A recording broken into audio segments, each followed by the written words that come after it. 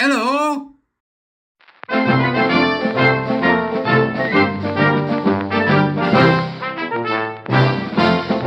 Welcome to the court of the Edijester. What have we got today? Well, apart from the usual, become a warrior teacher, all that stuff. I'm going to try and put a thing at the bottom. Has it appeared? I think it's appeared. How tremendous.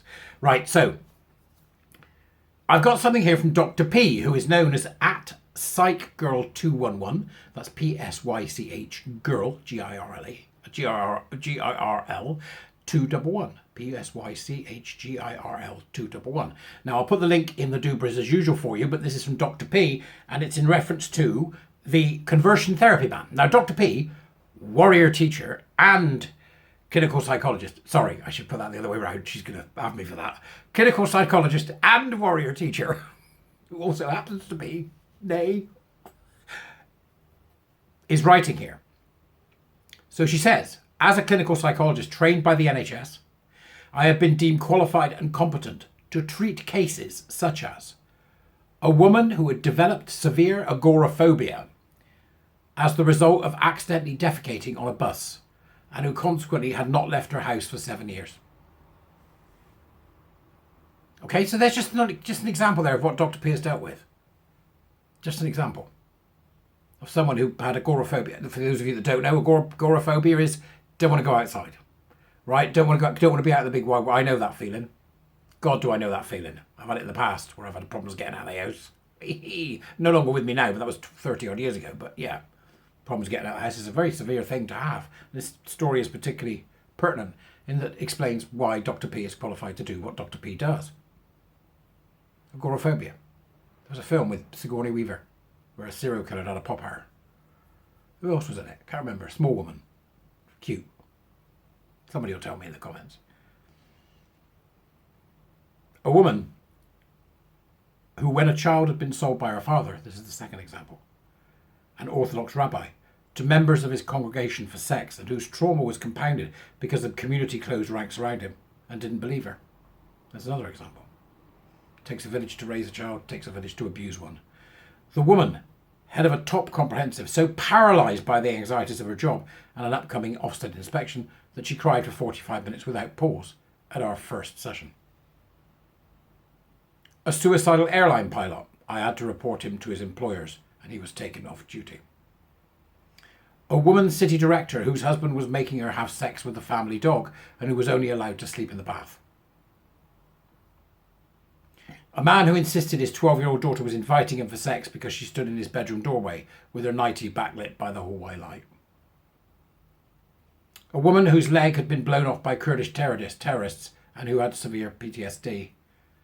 A mixed-race South African woman whose parents' relationship had been illegal and who was so traumatised by growing up under apartheid that she'd made numerous suicide attempts.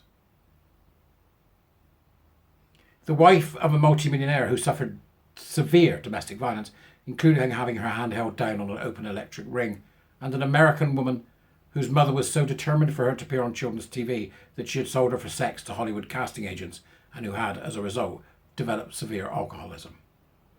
These are serious cases, folks. Serious cases.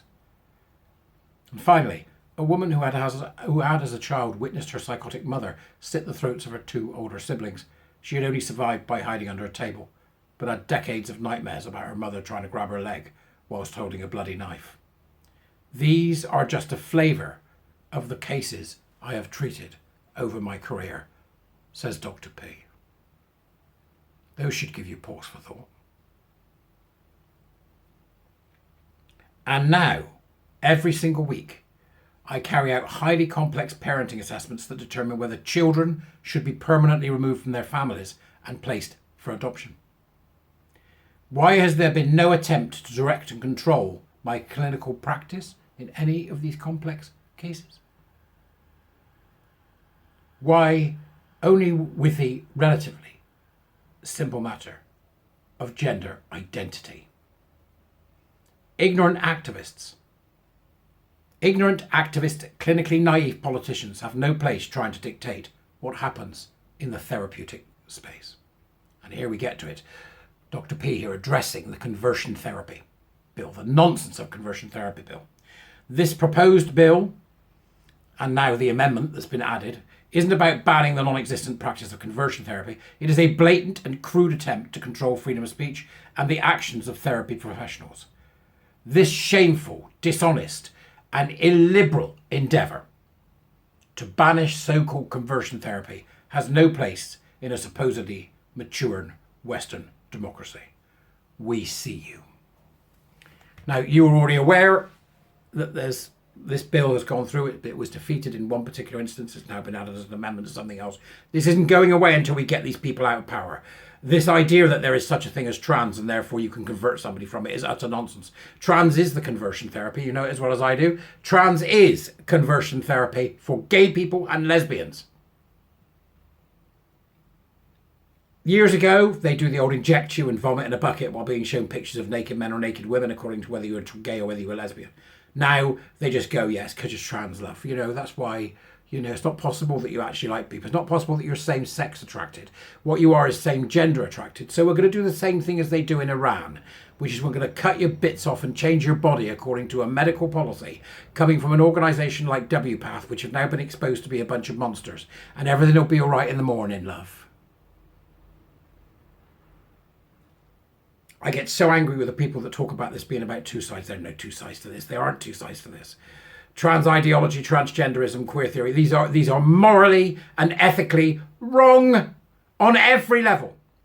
And there is nowhere to go now except to go back to the beginning, to go right back and understand the history and say, right, from this point forward, everything that came after that, we are removing from our society, and we are doing so with extreme prejudice. And in doing so, we will prevent the creation of damaged human beings through the belief system of genderism, gender identity ideology, transgenderism and queer theory. We prevent the production of them because they will never get to identify as trans because they won't be allowed to, and they will never be able to identify as trans because we know the damage of puberty blockers and what it does to children. So we cut it off right at the very beginning, which is primary schools.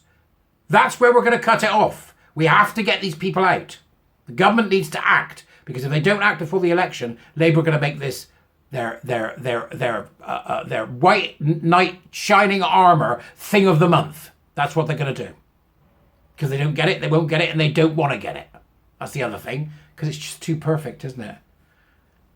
Transhumanism's next, folks. You don't have to believe me. Go and have a look and see what's being written by the likes of Genevieve and Jennifer. Transhumanism will be next. This must stop, and it must stop in its entirety. There's no way it can continue in any form. And the LGBTQ plus nutters need to be got out of schools. We'll close the door so that nobody else can get through. We're not just going to have gatekeeping. We are going to build a wall. And what's behind the gate will never be visited again by anybody. That's what we do here in the UK. We build a wall, and nobody gets past it. And then eventually, over time, over 50 years, 60 years, it'll disappear. And all we will have then is the record we keep, the record we make, the things we do to warn future generations of the danger of gender identity ideology, the danger of queer theory, and the danger of what happens when you believe that the human experience is socially constructed and has no biological root at all, which is at the heart of this. Of course, it's got a biological root. What the hell's wrong with you? Without that, we don't exist. I sincerely hope that all of you get hit by a socially constructed bus. I live in hope. Go well. Thank you, Dr. P.